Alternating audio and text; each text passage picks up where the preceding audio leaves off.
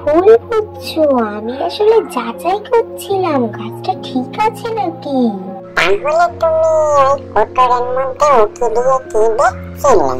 আসলে আমি দেখছিলাম দেবতার দানগুলো ঠিকঠাক আছে নাকি, না হলে চুরিও তো হয়ে যেতে পারে, তাই না? মহারাজ, আমরা শিয়ালকে ওই বড় গাছের কোটরে উকি ঝুঁকি মারতে দেখেছি।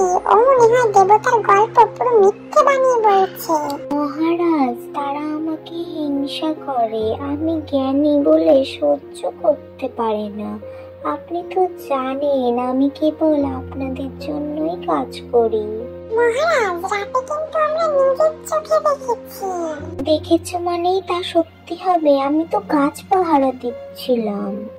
ঠিক আছে, নিজেদের মধ্যে আর ঝগড়া করতে হবে না। আজই পাহারা দিয়ে দেখবো কে সত্যি বলছে আর কে মিথ্যা বলছে।